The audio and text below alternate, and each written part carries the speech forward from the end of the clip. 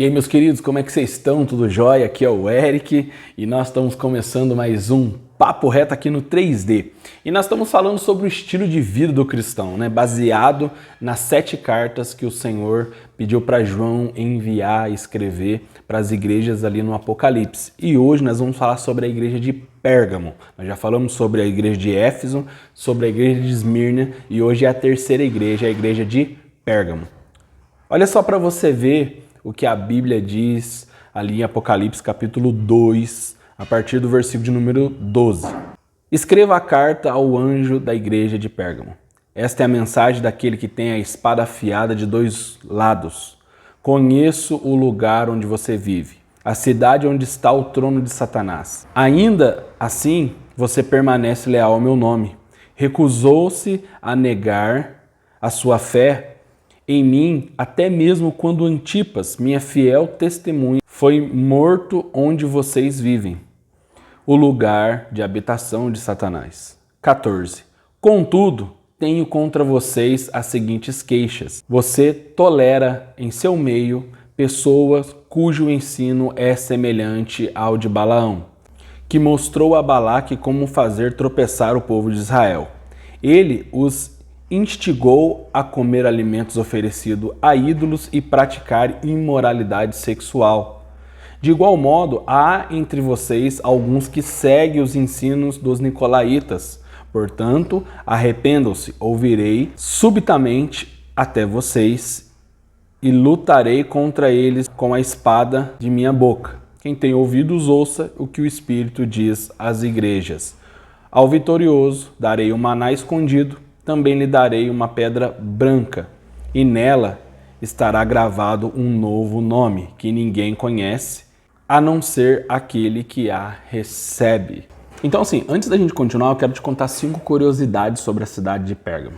Primeiro, ela era uma cidade que foi construída sobre uma montanha. Diferente de Éfeso e Esmirna, Pérgamo era uma cidade muito difícil de ser conquistada, quase impossível, porque como ela era edificada sobre uma montanha, ela tinha visão periférica do que acontecia ao redor dela. Segunda coisa, a cidade de Pérgamo era um centro cultural. Por quê? Porque a segunda maior biblioteca estava localizada nela, com mais de 200 mil exemplares de livros escritos ou pergaminhos escritos. Terceiro, o nome Pérgamo era um nome que foi dado justamente por conta dos pergaminhos. A cidade de Pérgamo, ela comprava papiro do Egito, como todo mundo fazia. Porém, houve uma briga entre o rei, né, os reinos, e aí acabou rompendo esse comércio que havia entre eles. E aí então eles procuraram uma nova maneira de criar essa forma de escrever para continuar se mantendo aquele lugar como uma potência. O desejo de Pérgamo, do rei de Pérgamo, era se tornar, né, maior do que Alexandria, que tinha uma biblioteca lá muito grande. E aí então eles começaram a criar os seus próprios pergaminhos através do couro. E aí então por isso que essa cidade vai ficar conhecida como Pérgamo, que vem de pergaminhos. Quarta observação sobre essa cidade. A maior escola do mundo de medicina estava localizada nela. Eles criam num deus chamado Asclépio, que era uma espécie de uma serpente, que eles acreditavam que ela tinha o dom de curar. E essa imagem, ela até os dias de hoje circula por aí, porque a gente encontra ela, né, nos jalecos dos médicos ali que praticam medicina nos dias de hoje. Então aquela imagem daquela cobrinha que a gente vê, ela vem de lá já. E eles tinham diversos tipos de tratamento, de SPAR, musicoterapia. Então aquilo que a gente vê sendo replicado hoje já não é de hoje, já vem de uma antiguidade. E bem, para ser exato aqui, de certo ponto, parte disso veio de Pérgamo. A quinta curiosidade é a seguinte: eles tinham um templo que era dedicado ao imperador. Então, Pérgamo foi a primeira cidade a construir um templo para o imperador ainda em vida. Então essa é a cidade de Pérgamo. Mas e a igreja de Pérgamo, a qual o Senhor Jesus está pedindo para João escrever para ela? Bem, a igreja de Pérgamo, ela tinha um líder, como foi citado aqui, que era Antipas. O que aconteceu com esse líder que Jesus está citando, né? Que era uma testemunha fiel ao evangelho, fiel ao cristianismo, ela foi morta diante deles e mesmo assim eles não abandonaram a fé. Antipas Ele foi colocado dentro de um bezerro de bronze. E aí, o que acontecia? Eles ligavam uma espécie de uma fogueira debaixo desse bezerro e deixava a pessoa ser cozinhada viva. Meu Deus! Você consegue entender o que é isso? Você consegue entender o que a igreja de Pérgamo viu? E aqui no versículo 13 nós vemos o Senhor Jesus falar o seguinte: conheço o lugar onde vocês vivem, a cidade onde está o trono de Satanás. Ainda assim vocês permanecem leal ao meu nome. Recusou-se a negar a sua fé a mim, até mesmo quando Antipas, minha fiel testemunha, foi morto onde vocês vivem, o lugar onde habita Satanás. Então, assim, é por isso que Jesus está falando dessa maneira com essa cidade. Por quê? Porque nesta cidade, que era uma das cidades mais impenetráveis do mundo, que tinha a segunda maior biblioteca do mundo, medicina, que tinha um templo dedicado ao seu imperador, era um lugar onde Satanás fazia daquele lugar o seu parque de diversão. E a gente olha isso aqui, né, Jesus escrevendo para eles sobre a fidelidade deles, sobre a constância deles na fé, e a gente fica deslumbrado com isso. Quando Jesus está usando a referência do trono de Satanás, por que ele está dizendo isso? Por um simples motivo. Naquela cidade havia 3 templos que afrontavam a trindade de Deus. Tinha um templo para Zeus, que era uma afronta a Deus, tinha um templo ao imperador, que era uma afronta a Jesus, e tinha um templo à serpente, né? A Asclépio, né? Que era aquele símbolo da medicina, que era uma afronta ao Espírito Santo. E aí, nesse contexto de adoração pagã, é onde o trono de Satanás está estabelecido, mas diretamente não na própria adoração pagã, mas sim na mentalidade, no sistema que foi implantado sobre aquele lugar. Por quê? Porque a cidade ela era governada por um sistema. E dentro desse sistema, que na verdade é uma mentalidade, né, nós podemos ver que às vezes a gente está preocupado com as construções, mas a gente ignora o sistema ou a mentalidade instalada. Por que eu estou dizendo isso? Porque imagina só para você ver, quando a gente olha para o Japão e a cultura japonesa, a gente vê que naquele lugar tem uma série de templos, só que não é aquilo de fato que governa o Japão, mas sim a mentalidade implantada. Você sabia que lá no Japão existe uma floresta onde as pessoas vão lá só para se suicidar quando as coisas não dão certo na vida delas? Ou seja, existe um lugar preparado para quando você viver uma frustração, você vá lá e se mate. Você entende quão preocupante é quando essa mentalidade ela é introduzida dentro das nossas mentes, ela pode influenciar de uma tal maneira em nossas vidas? Então, é basicamente isso que estava acontecendo nessa cidade quando Jesus está dizendo: eu sei que vocês habitam onde está o trono de Satanás. Jesus estava dizendo que a mentalidade daquela cidade era uma mentalidade destrutiva, negativa, uma mentalidade corrosiva e que matava as pessoas. E por isso que eu comecei dizendo que aquele lugar era o parque de diversão de Satanás, era onde ele se aproveitava, ele se divertia, ele podia fazer o que ele quisesse. Só que é no contexto disso tudo que nós vemos Jesus dizer que essa igreja ainda assim permanecia fiel mediante a todas essas coisas. Só que, como eu já havia dito, o Senhor vai dizer: porém tenho contra ti. Olha só o que ele diz no versículo 14. Contudo, tenho contra vocês algumas queixas. Você tolera em seu meio pessoas cujo o ensino é semelhante ao de Balaão, que mostrou a Balaque como fazer o povo de Israel tropeçar. Ele os instigou a comer alimentos oferecidos a ídolos e a praticar imoralidade sexual. De igual modo, há entre vocês alguns que seguem os ensinos dos nicolaítas. Então, percebe uma coisa para você ver. Aquele povo, né, aquela cidade, aquele sistema, aquela mentalidade, eles tentaram derrubar a igreja de alguma maneira. E o que eles fizeram? Eles tentaram ir no elo que, entre aspas, era o mais forte. Antipas, o líder da igreja. E aí eles queimaram, né, ou cozinharam aquele cara dentro do bezerro de bronze, né, para que ele, né, através daquela situação, pudessem influenciar todas as pessoas a desistirem. Porém, eles permaneceram fiéis. E aí então, o que aquele sistema percebeu? Que a única maneira de se vencer não era instalando uma guerra ou uma perseguição externa, mas sim interna, ou seja, de dentro para fora. E aí é que vão entrar aqui alguns pontos. Primeiro, o primeiro ponto citado aqui dessa guerra interna é a doutrina de Balaão. Balaão, para quem não sabe, ele era um profeta que foi pago para amaldiçoar o povo de Israel. Porém, todas as vezes que ele ia fazer isso, ele não conseguia. Então, Balaão começou a pensar em algumas maneiras. E o que Balaão faz?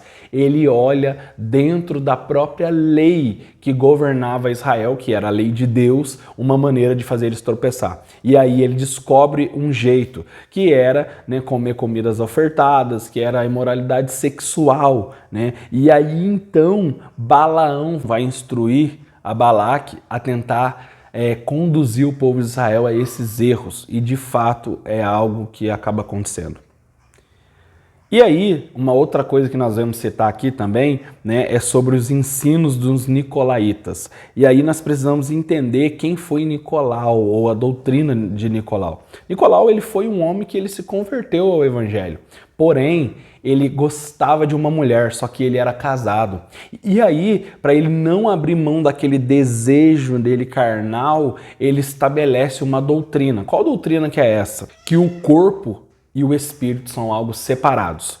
Que a gente pode adorar o Senhor Jesus, porém a gente adora ele em espírito. E o nosso corpo, por ser carnal, ele vai se prostituir. E ele tinha algo que ele dizia que era que quantos mais erros a gente cometesse, maior era a graça que era derramada sobre as nossas vidas. E aí, pensando nisso, eu quero te fazer uma pergunta, já que a gente está falando sobre o estilo de vida de um cristão.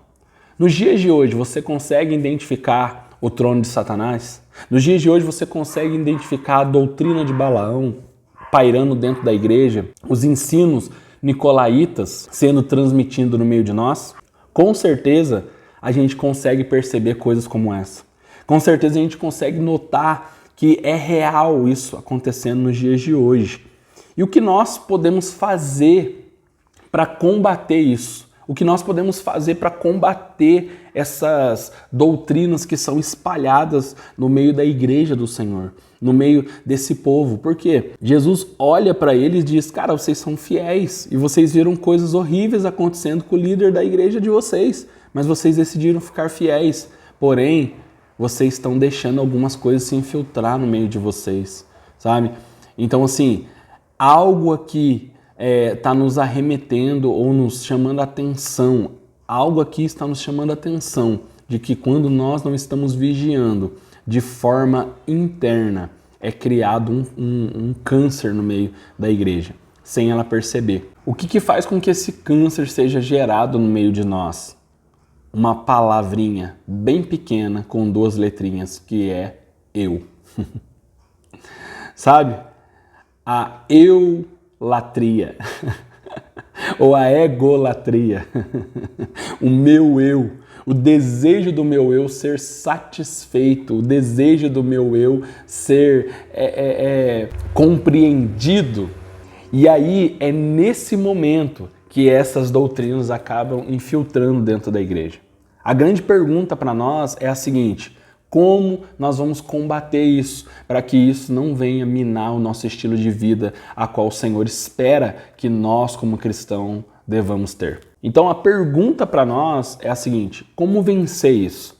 Primeiro, só tem uma maneira de a gente vencer isso, e é conhecendo Jesus. Para cada uma dessas igrejas que a gente vai falar aqui, o Senhor, ele vai se revelar de uma forma diferente para elas, entende? Então, quando a gente lê, se você assistir o vídeo, se você quiser ler depois as cartas aí, você vai ver que o Senhor Jesus, ele vai se revelar a essas igrejas de uma forma que elas possam compreender. Então, assim, conhecer Jesus é o passo mais importante para que a gente não deixe falsas doutrinas mudar o nosso estilo correto de vida, de ser. Porque, na verdade, nós não fomos criados para ser... Eu não fui criado para ser eu. Eu fui criado para ser alguém que imita Ele, Jesus. Entende? Porque o meu eu, ele é baseado no molde adâmico. E o molde adâmico, ele é quebrado. E por isso que Deus vai trazer o segundo Adão, que é Jesus, que é o molde perfeito, a qual a partir dele nós seremos moldados novamente. Por isso que a Bíblia diz que aquele que começou a boa obra está nos aperfeiçoando até a volta de Jesus. Por que ele está nos aperfeiçoando? Porque para nós nos tornarmos semelhantes, o eu precisa ser deixado de lado. E aí nós vamos olhar para ele e imitar a ele. Então, olha só para você ver como Jesus se revela para essa igreja, aqui no versículo de número 12 do capítulo 2. Escreva esta carta ao anjo da igreja de Pérgamo. Esta é a mensagem daquele que tem a espada afiada de 2 gumes. Então, a primeira coisa que ele fala é a espada afiada de 2 gumes. O que ele está querendo dizer com isso? Ele está dizendo que a palavra de Deus é o que vai nos trazer lucidez na nossa caminhada. Porque a palavra de Deus, ela tem a capacidade de tanto nos ferir quanto nos curar. Porque ela nos fere mostrando a verdade, mas nos cura mostrando a salvação, a graça, entende? Então, a palavra de Deus, ela é a única capaz de nos ajudar, nos livrar dos Balaões e dos Nicolaítas do nosso século. Talvez a grande pergunta que nós devemos fazer é: como saber se eu estou sendo enganado? E a resposta para essa pergunta é: vai para as Escrituras. Entende? A palavra de Deus é a única capaz de falar para nós se de fato estamos vivendo da maneira que Cristo deseja que a gente viva. O estilo de vida que eu e você, como cristão, que quer dizer pequeno Cristo, devemos viver, é o estilo de vida que imita Cristo. Percebe quando Paulo está dizendo para a gente imitar ele está dizendo: só me imita porque eu imito Cristo. Ele não está dizendo me imita porque eu sou bom, ele está dizendo me imita porque eu tenho buscado ser semelhante ao meu irmão mais velho, Jesus Cristo. Então, como vencer as falsas doutrinas que estão transitando no nosso século? Conhecendo. A Bíblia diz: conhecereis a verdade vos libertará. Jesus disse: eu sou a verdade. Então, conhecendo o que? Jesus. Segunda coisa, no versículo de número 17 do capítulo 2, na parte B, Jesus vai dizer o seguinte: ao vitorioso darei o maná escondido. Então, presta atenção numa coisa: ao vitorioso eu darei do maná escondido. Então, o que eu e você precisamos pensar a respeito dessa segunda informação? Vamos voltar para o jardim. Qual era o maior problema do jardim?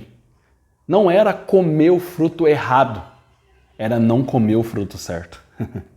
Então sabe qual que é o maior problema para nós como cristão? Não é estar sentado na mesa errada, é não buscar estar na mesa certa. Então, sabe quando nós mais erramos? Não é quando nós tentamos evitar o mal, mas é quando nós não buscamos praticar o bem.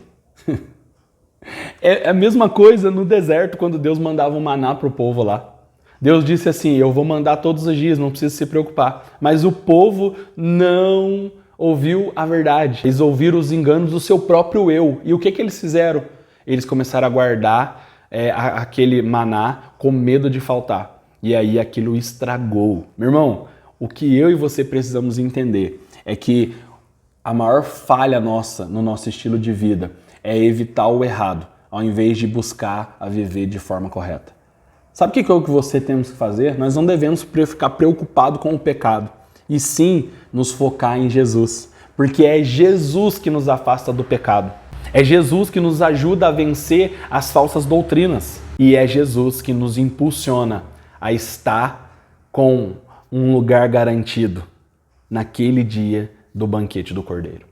Então, sabe o que eu quero dizer para nós nesse dia de hoje? O seguinte: que você possa estar focado em Jesus, porque conhecer Jesus, saber quem Ele é, os desejos dele, a vontade dele, vai te fazer com que você permaneça guardado, seguro e protegido, independente aonde você esteja. E aí sabe o que vai acontecer? Vai acontecer que as falsas doutrinas vão sair do meio de você. Por quê? Porque você não vai dar ouvido para ela, porque você não está preocupado em ficar observando o que é mal, mas você decidiu olhar para aquilo que é bom. Um exemplo disso é o primeiro vídeo que nós gravamos aqui, lembra? A igreja de Éfeso, que ficou especialista em combater falsos profetas, mas perdeu o primeiro amor. Não adianta eu e você ficarmos especialistas em saber o que é pecado e sermos negligentes em conhecer quem é Jesus. Então, sabe qual é o estilo de vida que Deus quer para nós como cristão? Que nós buscamos conhecer o Filho, porque o Filho revela o Pai. Meu irmão, quero dizer para você o seguinte, se essa mensagem falou o seu coração, se você sentiu do Senhor Jesus, se você entendeu aquilo que Cristo está falando aqui nesse dia de hoje, o meu convite para você é compartilha. Cara, você precisa compartilhar isso, porque é um desperdício, é a mesma coisa que guardar o maná, tá bom? Vai estragar se você deixar só com você. Então compartilha essa mensagem. Curte também, porque quando você curte, a plataforma entende que esse conteúdo é relevante. E aí sabe o que ela faz? Ela mostra para mais pessoas. E também deixa um comentário a respeito do que você entendeu dessa palavra, se você não entendeu nada, se você concorda ou discorda de alguma coisa, tá bom? Para que junto nós possamos continuar edificando o reino e sendo edificados através da palavra do Senhor Jesus. Porque aqui no 3D, como nós sempre dizemos, o papo é reto. Até mais e que Deus te abençoe.